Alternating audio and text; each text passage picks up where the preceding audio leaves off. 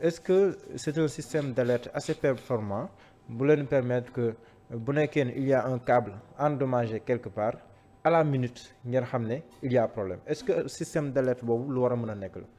oui système d'alerte boobu bu fekkee terre bi mi ngi daw c'est-à-dire de 22h à truc boobu temps bu amee. de 6 heures du matin à 22 heures. waaw bu amee benn perturbation rek dañ koy xam parce que dafa am li ñuy wax COF ah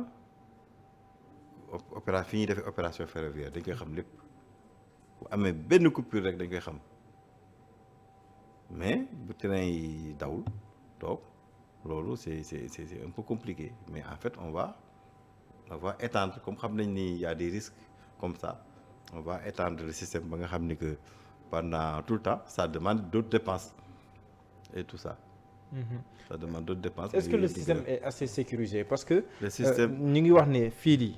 gis nañ les images ak bu fa le DG Mountagassi le DG de l'APEX demain. Ce sont des câbles enfouis dans le sol. dañ koo suul. mais est-ce que c'est assez sécurisé parce que bu nekkoon ne laaj mooy est-ce que si c'était aussi sécurisé ne dina ñëw xool fi mu nekk dafa làkkoon mu dem ba jeex ko ba gis ko génnee ko dagg 60 mètres dem. c'est des sachants xam normalement loolu moom woon nañ ni xam nga bu fekkee bi ñuy def système bi on avait pris quand même des sous-traitants c'est des Sénégalais qui ont travaillé là-bas il y avait 8500 personnes yu liggéey ci terre c'est des ouvriers kon ku ko xam moo ko dagg. parce que mënoo ñëw isolé ko parce que y a aussi la haute tension am na aussi fil bi nga xam ni boo xam ni que benn électricité la boo xam ne 25000 volts la. bon moom boo ko laalee. waaw boo ko laalee maara day taali. da ngay électrocuté nga décédé mais kon c'est un sachant xam nga kooku ku xam fil bi la soo xam ne xam na ko et tout ça il a la facilité parce que peut-être bokk na ci sax ñu ko fa tegoon. donc loolu mënoo ci dara. kon loolu si seen soupçon la bokk. waaw. vous soupçonnez que. ki def loolu non xam nga actuellement dañuy def. mais on soupçonne que ki ko def xam na fa quoi parce que boo ko xamul woon doo ñëw rek isolé loolu dagg ko isolé parce que boo gisee xam nga ñetti fil la ñetti kii la mu dagg ñetti yëpp da ko jël fële et tout ça donc xam na ki doon ñëw daal di ko jël xam na li mu doon jël. jël dem précaution yëpp ba nga xam ne que beneen fil bi électricité bi jàpp ko du ko jàpp et tout ça mu daal dem donc. bu ngeen ñëwee sur mais et puis problème bi booy c'est pas la première fois au moment même de la construction amoon nañu des vols. ah bon amoon nañu des vols on avait au moment de la réalisation amoon nañu des vols yoo xam ne jàppoon nañ leen et tout ça les gens venaient puis voler ay les composants électriques nga xam ne di nga ko mën a jaay ci marché bi. et tout ça donc. te ñooñu ñëpp jàppoon nañ leen. yooyu yëpp jàppoon nañ leen on va renforcer. c'était des ouvriers wala ñoo xam ne. non am na ñoo xam ne ay ouvriers la ñu woon am na ñoo xam ne c'était en complicité avec des ouvriers et tout ça donc vraiment amul problème dañ leen jàpp et puis bu fàtte ni président jox nañu un groupement de gendarmerie terre. GGTR groupement de gendarmerie du terre où 300 gendarmes sont là-bas ak ñu xereñ mais enquête bi. dañ ko jox section de recherche brigade de recherche ñu ngi def et kii ça avance bëgguñu ci wax lu bari parce que quand même ça va fausser l'enquête maintenant ça avance et on est sûr que dina leen jàpp et les sanctions sévères parce que ce truc là est criminalisé parce que bu amee impact bi mooy mu am accident train mu am mort d'homme donc vraiment ils seront sanctionnés sévèrement. ngeen fekk fa ay indices. wax nañ ay si fekk nañ ko fa. ak yeneen mbir yoo xam ne ni amaana. ñi ko def loolu moom lañ doon jëfandikoo. oui fekk nañ fa des outils et tout ça outils yooyu yëpp dañ koy yóbbu il y a des empreintes relèvement d'empreintes boo ko defee dinañu mën a identifier xam nga nit boo identifier empreinte am rek boo duggee ci base kii bi rek di nga déjà identifier ko donc on n'a pas de problème donc il y a des indices et que vraiment dina leen jàpp rapidement. La sortie du procureur de la République def na ci benn communiqué qualifié ko lu ñu mën a assimiler acte terroriste parce que li ci mënoon wax am yëpp wax ne lépp loo xam ne nii daan la ci ñu war koo def wala boog topp bi ci war yëpp dinañ ko def transmettre leen dossier bi à la section de recherche loolu ban réaction nga ciy def. mooy loolu normal la parce que loo xam ni que impact bi mooy mu am accident ferroviaire avec des morts d'hommes parce que luy transporter 115 000 personnes par jour quand même vraiment nit ñëpp war nañu xam ni que li ñuy def nii am na conséquence mën na am conséquence bu grave boo xam ni que vraiment mën na lor ay nit. donc la sanction sévère vraiment maa ngi saluer procureur li mu koy jël en charge et tout ça nga xam ni ñu mën leen sanctionner parce que il faut des éléments dissuasifs nga xam ni sanctionner ba nga xam ni boo ko xalaatee sax da ngay tiit da nga xam ni di nga ko mën a doo ko defaat quoi. Il y a des gens qui parlent d'actes de sabotage ñeneen yaakaar ne ay sàcc rek ñoom ñoo ko def ñeneen yaakaar ne leneen la yow jàpp nga ne lii mën na nekk sabotage. non man li ma jàpp te depuis dafa science ne rek kenn ku ñu ay sàcc la quoi man loolu la science parce que gëwuma ni nit mën na dem bay saboter système bi nga xam ne vraiment dañ ko def pour améliorer les conditions de vie des populations mais mën na am lépp mën na am dans la vie maintenant enquête bi rek moo mën a wane loolu. léegi nii bon tëb di wax ay sabotage la te amoo enquête bi wane wu ko aussi te da ngay dugg ci ay incertitudes yoo xam ne kenn xam d'autres fois l'enquête va révéler quand même ñooñu ba xam dañ leen yónni woon parce que dañ doon saboter en aucun cas jël dañu dara d'accord bu ñu doon saboter peut-être dañuy dagg rek dem seen yoon mais en aucun cas ils ont pris quelque chose peut-être ils étaient conditionnés par le vol wala peut-être par sabotage parce que on ne sait pas mais l'enquête est là pour révéler la vraie situation li ngeen xam ne moo leen motiver. yan mesure ngeen jël pour sécuriser davantage pour éviter que genre situation yi mën na nekk. bon mesure yi ñu jël mooy on va renforcer la clôture parce que foofu dañu fa defoon grillage pour permettre nit ñi buñ dee romb ñuy xool forêt bi parce que quand même il faut pas couper la nature bu ko xool moo taxoon ñu def grillage pour quand même respecter li ñuy waxoon ci impact environnemental bi. mais parce que c'est day traverser la forêt. ñu def fa grillage et tout ça bu ko defee nga mën a xool et tout ça. donc on a vu que grillage bi comme gars yi mën nañu ko dagg et tout ça on va renforcer la grillage renforcer la surveillance parce que bul fàtte ni am nañu CGTR groupement de gendarmerie du terre donc ñoom dinañu gën a mobiliser. renforcer aussi la surveillance renforcer même s'il faut mettre des caméras supplémentaires sur cette zone ñu def ko parce que c'est une zone bi nga xam ne y a pas beaucoup de fréquentation parce que forêt bi la. c'est sûr doo gis sax mën nga def sa kii te kenn du la gis parce que ñi fay jaar bariwul nit ñi jaar ci autoroute bi lay seen rek wala ñi jaar ci train bi seen. mais man am na ay xibaar ne que grillage yooyu noonu ñu fa def. am ñoom dañ koo dagg spécialement pour traverser. ouais non c'est-à-dire c'est ça xam nga moo tax ñu ni que xam nga nit bi. xam nga loo gis rek. te loolu lu risque la. wala loo gis rek loo mënti gis loo mënti def sinon sàcc du am mais nit ñi dañuy dugg sax ci banque di ko sàcc quel que soit le système bi ngay def gars yi dañuy def beneen système pour pénétrer affaire bi pour sàcc ko donc yow li nga mën def rek mooy renforcer. difficulté d'accès bi donc on va renforcer la difficulté d'accès bu ko defee boo fay bëgg a jaar sax di nga décourager mais bu yóbbee trop aussi baaxul c'est ça on va renforcer ça. d'accord léegi mën nañoo avancer tuuti wax. du TER à proprement parler. le TER quand même kenn weranteetul ndax infrastructure bu baax la wala baaxul léegi werante bi nekkatul foofu mais li ngeen mënagul convaincre ñu bari mooy si wàllum retombées yi. ak la pertinence du TER. foofu noonu ba léegi nii. il y a des sceptiques. ba léegi nii sceptiques yi day moom jaaxal nañ ma parce que ñooñu moom ça suppose que seen xam-xam màccul. wala dégluwuñu wala dara parce que quand même un projet bu mel ni un projet TER mënoo tëb rek génne ko sa poche di ko def parce que boo ko defee doo am financement parce que on a recruté les meilleurs cabinets du monde xam nga yenn saa yi da ngay toog nga ni je suis un économiste maa ngi wax et tout ça alors que TER boo koy def da ngay recruter les meilleurs cabinets du monde da ngay lancer appel d'offres recruter les meilleurs cabinets du monde ñu accompagner la ci la formulation du projet. il faut nga poser première question bi nga xam ne moom la ñuy poser est-ce que le projet répond à un besoin spécifique est-ce que projet bi am na njariñ. nga xool ni projet pour nga def projet il faut mu am un problème nga xam ni ñëpp xam nañu xat-xataayu Dakar. ñu xam ni vraiment un quart de la population ñoo fi bokkante ñu xam ni que vraiment 66% des activités économiques Dakar lañ nekk. ñu xam ni que vraiment oto yi Dakar lañ nekk. concentration excessive. de oto yi nit ñi ak buuxante bi am Dakar moo tax ñu am ay pertes économiques yu important sur le truc donc ñu ni dañuy indi kon TER bi donc TER bi am na njëriñ.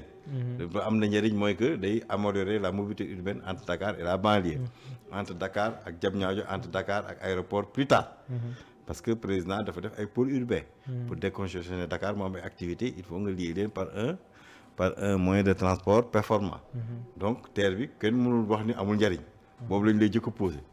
après ñu ne le TER est-ce que le TER est économiquement viable yéeg nga calculer la viabilité économique du TER boo ko calculer ba am un pourcentage bi nga xam ne c'est accepté par les bailleurs de fonds ñu ni ok après ñu ni posé waat beneen question est-ce que le TER est commercialement viable mooy que est-ce que recette TER bi mën na fay les dépenses exploitation bi nga def sa analyse de faisabilité financière daal di koy wone après est-ce qu'on a les moyens de le financer ñu xam est-ce que Sénégal crédible na pour mën a financer TER bi est-ce que les bailleurs de fonds vont nous accompagner dans ça loolu yëpp nga répondre ci et tout ça est-ce qu'on a les moyens de le gérer l'ensemble de ces questions boo ko posé ba pare nga mën a am un projet avec une analyse de faisabilité dem wuti ko ci bailleurs de fonds yi donc l'ensemble de ces projets de ces questionnements-là ont été adressés et à se communiquer pour que nit bi nga xam ne doo ci mën a nekk rek di avancer sans pour autant dem xool yi l'ensemble de ces études-là parce que des fois pour critiquer il faut aller regarder l'ensemble des études yi nga xam ne nit ñi def nañ ko yi nga xam ne c'est des cabinets xam nga mënoo ñëw yow nga recruter les meilleurs économistes du monde ñu am ay cabinets ñu ñëw def sa étude nga dem ci bailleurs de fonds yi ñi nga xam ne dañu am ay cellules économiques yu important yoo xam ne y a que des docteurs qui sont là-bas ay des professeurs ñu ne la ok nga dem ci trois bailleurs de fonds seen cabinet économique bu BAD bu BID ñooñu ñëpp ñu ne la li nga def nii vraiment gàcce ngaalaama on finance parce que on a confiance keneen ñëw di wax loo xam ne que vraiment lu daanu ay waxu daanu ci sareet la c'est ça le problème da nga teg ay aspects ma jàpp si ñaar ba ñett d'abord montage financier ba léegi nii ñu bari convaincre leen ñu bari jàpp nañ ne milliards dañu si def. mais non ñan la convaincre. dafa xam nga ça convaincre mën naa si limal ñaar convaincre na les bailleurs de fonds ça suffit ñun xam nga. mais convaincre na la population. xaalis et sénégalais les bailleurs de fonds non du xaalis non attends on se trompe. du xaalis sénégalais. non on se trompe c'est-à-dire on se trompe un montage financier da ngay indi une part yeneen bailleurs de fonds yi indi une part. mais léegi du xaalis sénégalais c'est la fiscalité différée ça sera en définitive xaalis Sénégal parce que c'est la fiscalité différée. mais du xaalis Sénégal dafa am dette. non xaalis en définitive day doon xaalis Sénégal. waaw foofu laa mais mënoo ñëw rek ni xaalis sénégalais yi parce que c'est le projet qui se finance projet bi. waaw moo se finance c'est-à-dire mënoo même bu nekkee si ñeneen lu jógee. comme yow li ngeen di xalaat nii. même bu nekkee si mënoon na jël xaalis bi yóbbu ko feneen. c'est pas ça c'est pas possible. même bu ñuy lebal Sénégal. bu président Macky Sall. bu ñuy def négociation. ak les partenaires techniques et financiers. c'est au nom du Sénégal. donc loolu mbirum Sénégal la. foofu laay waxee loolu moom mooy jox cër sénégalais yi pour ñu mën see wax. dëggalam déet foofu noonu laa wax ne convaincre ñu bari te itam ñi mu convaincre wul bari nen te ay techniciens sax dañ siy wax di si am ay doute ma li ma la tur bu la neexee. bu la neexee non soxlawul lim tur. voilà soxlawul lim tur parce que dama gis may xoolaat beneen mooy. yaa ngi wax si viabilité. Est-ce que c'est économiquement viable. wax nga ko. ak tamit est-ce que c'est commercialement rentable. bu ñu gisee compte rendu bi nga xamante ni yéen def ngeen ko. si 100 jours yi nga xamante ni TER bi daw na ko. ñu bari danoo jàpp ne loolu dafa war a ne que TER bi rentabilité bi nga xamante ni moom leen si waxoon. buñ ko méngaleeg objectif yi nga xamante ni moom ngeen teg. 115 000 voyageurs par jour. du noonu la. loolu dafay néew loolu par rapport ak la ngeen waxoon loolu day firndeel ne que le TER n'est pas aussi rentable pertinence foofu noonu da koy remettre en question looy tontu si yooyu. non xam nga problème bi mooy loolu mooy c'est-à-dire des fois je me dis que xawma les gens ne creusent pas en profondeur et ñàkk xam-xam. sérieusement parce que vraiment quand on parle de TER on parle de rentabilité économique. on parle de rentabilité sociale. yow nee nañ la xar-xataayu Dakar dañ ciy perte 100 milliards. chaque année le TER rek va contribuer pour à peu près 40 milliards ci wàññi perte bi et ça c'est sur la base de calcul déterminé. mais embouteillage yi mi ngi fi ba tey. waaw mais non dafay wàññi mais embouteillage yi mi ngi fi ba tey de. mais ñëpp xam nañ ne embouteillage bi wàññeeku na avec le TER actuellement boo demee autoroute à péage da ngay dem c'est fluide parce que TER bi moo wàññi moo jël ñu bari un TER qui transporte à peu près actuellement on est à 63 000 voyages par jour 63 000 voyages par jour donc wàññeeku na. c'est benn objectif de 115 000 jours. ça mais non c'est-à-dire non attends vous vous trompez entièrement. waaw 15 000 francs par jour c'est la capacité totale. quand tu fais circuler 15 trains chaque 10 minutes sur le train, tu as 6 trains par jour. C'est l'objectif. Tu as 6 passagers. Objectif par jour. L'objectif actuellement, on a respecté les objectifs. Parce que l'OGIS dafa am une courbe de croissance. Au début, on avait dit on va circuler avec moins de 30 000 personnes pendant 3 mois. Après, on circule. On va augmenter. On va aller à 50 000. Après, on va aller à 75 000. Si vous avez 75 000, on a l'équilibre. C'est-à-dire l'ensemble des recettes compense l'ensemble des charges. C'est ça. Donc, on a respecté, ñun, li ñuy wax compte d'exploitation prévisionnel. On est au respect. Les 115 000, moi en fait, l'objectif, c'est-à-dire, moi, loo xam ne train yi mooy bu ñu demee ba am l'ensemble des trains ba am l'ensemble des trucs ñu am objectif mooy la capacité maximale mooy 115 000 personnes par jour et on va l'atteindre bientôt. Actuellement on a plus que li ñu prévoiroon. Actuellement on est à 63 000 voyages par jour et on n'avait pas prévu d'avoir 63 000 voyages par jour. Et côté rentabilité financière. Donc rentabilité financière. Xam nga rentabilité financière ngi wax rentabilité financière. Actuellement nous avons la rentabilité financière, c'est ça qui était prévu sur mooy au bout de 4 ans dañuy am une rentabilité financière, c'est-à-dire l'ensemble des charges compense l'ensemble des dépenses. Et on avait dit depuis le début, on avait dit que sur les 3 premières années, l'État va compenser les déficits. Parce que l'État m'a proposé des prix.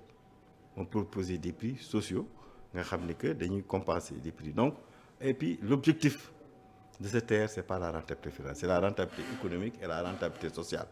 L'amélioration des conditions de vie. Après, donner aussi rentabilité économique. Mais la rentabilité financière, on a démontré, on a un compte d'exploitation prévu qui démontre que au bout de 4 ans, l'ensemble non, pour les 100 jours, la rentabilité. Bon, on donne non, la rentabilité, non, on a sur la première année, nous on avait dit, personne n'a dit que sur la première année, on a une rentabilité financière, moins que l'ensemble des charges compense l'ensemble des dépenses. On a dit compte d'exploitation prévisionnelle, première année, deuxième année, à partir de la 4e année, on a une rentabilité financière. Et dans le monde, il n'y a aucun, on ne parle pas de rentabilité financière, parce que dans le monde, le transport, c'est un appui à la production.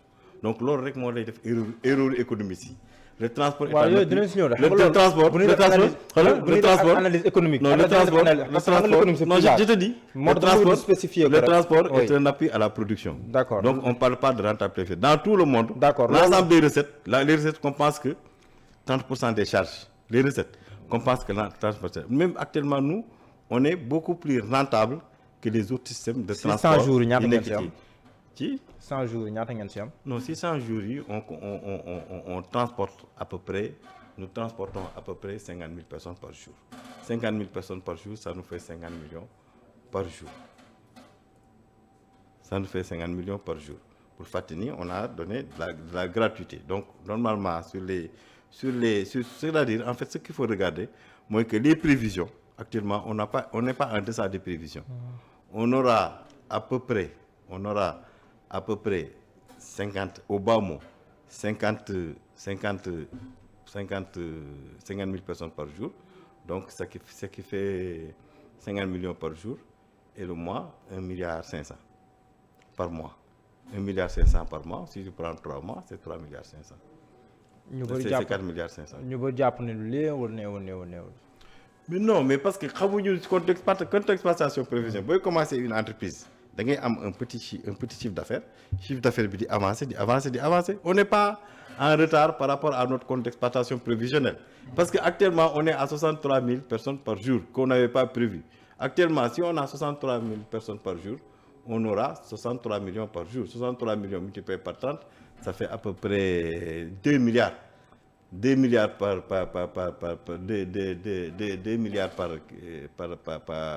mois. Si tu prends 30 mois, si tu prends 12 mois, ça fait combien? Ça fait 24 milliards. Et l'ensemble des charges, c'est à peu près 20 milliards. Donc vraiment, ne pas connaître l'ensemble des données, nous avons le 3 mois, une rentabilité. La rentabilité se mesure sur l'année. c'est pas sur 3 mois, sur 2 mois, sur 1 mois. Donc vraiment c'est trop, c'est-à-dire la réflexion, elle est trop, c'est une réflexion qui est trop basse. C'est un bas niveau. Vraiment. Mais nangulol ku nekk réflexion am rek. Non mais c'est une réflexion de bas. Alors nous avons ouvert nos portes. Rien ne se cache. Mais le contexte exploitation professionnelle peut-être. te ñu si réfléchir aussi ay borom xam-xam leen. Non mais dañu juum. Sérieusement dañu juum. léegi ñëwal si retombée économique parce que moo gën a yaatu. parce que yaa ngi naan sànq kenn waratu réfléchir en termes de retombée financière dana war a xool retombée économique yi en termes de retombée économique lan ngeen ñu wax. En termes de retombées économiques wax nañ la que dañ doon perdre 100 milliards sur les externalités négatives de la conjonction à Dakar donc di nga récupérer une part importante de retombées là-bas donc booy def analyse économique da ngay def l'ensemble des coûts et l'ensemble des avantages l'ensemble des coûts boo ko jëlee l'ensemble des avantages pollution de l'air dañ ci wàññeeku parce que bu fàtte ni train électrique nga am accident yi dina wàññeeku parce que da nga am benn terre bi nga xam ni dafay am yoonam donc amul kenn ku muy dajal di nga am aussi congestion bi mooy xat-xataayu Dakar di nga ko wàññi et puis c'est un train omnibus bi nga xam ni am na 14 gares yu nga xam ni daf leen di yóbbu boo jëlee gare de Dakar après gare de Colobane gare de Hann gare de Dalifort gare de Beaux Maraîchers gare de Pikine gare de Thiaroye gare de Yeumbeul gare de Kër Mbaye Fall PNR gare de Rufisque gare de Bargny et gare de Diamniadio donc vraiment mu loo xam ne dafay améliorer la mobilité urbaine ñu bari jugé nañ ñi bi ñu doon jógee seen kër daawuñu am temps gis seen doom yi daawuñu am temps sax ndékki léegi dañuy ndékki gis seen doom yi ça les rapproche de la population te ci économiser ci transport bi nga xam ne li ñu doon fay économiser nañ ci loolu c'est un jugement direct de personnes qui ont pris de terre donc am na loolu am na aussi un impact sur le foncier xam nga Dakar foncier bi dafa cher Dakar le foncier est très cher maintenant mën nga dëkk plus loin di ñëw Dakar rapidement parce que ñu bari dañu bëgg a dëkk Dakar parce que fi ñuy liggéeyee ak fi ñu war a nekk dafa soriwul donc ils avaient des problèmes de transport léegi l'ensemble des zones là traversées dañ leen di indi une opportunité de développement parce que nit ñi mën nañu dëkk plus loin jëm fa am fa un logement beaucoup plus aéré boobu que garde de vie du jël ci transport bi daal di ñëw gis nga actuellement nit ñi depuis que autoroute à péage bi nit ñi dëkk Thiès ñi dëkk Mbour ñi dëkk fële ñi dëkk Diamniadio ñi dëkk parce que am nañu des moyens de mobilité yi nga xam ne nañ leen indi Dakar ñi dëkk ñu bari ñu dëkkoon Almadies de dëkk yi nga xam ne ils avaient des problèmes de transport léegi nee nañu vraiment avec le TER vraiment mën na ñu ngi économiser xaalis bari te loolu c'est la population yi nga xam ne ñoo jël ci TER bi ñoo ñu jox ay retour d'expérience wax ñu ni man temps laa daan dépensé léegi temps laay dépensé. D'accord. On trouve que y a des économies énormes sur la dépense des transports te loolu dafay yokk seen pouvoir d'achat mu actuellement important mu jox leen des possibilités de consommation yi nga xam ni ça renforce l'économie. D'accord. Léegi monsieur le ministre, je le disais tantôt, par ailleurs vous êtes responsable politique de Benno Bokk Yaakaar. Yéen législative yi ñu jëm ba léegi nii seeni liste gisaguñu ko liste officielle bi nationale ak yenn départementale yi gisaguñu ko.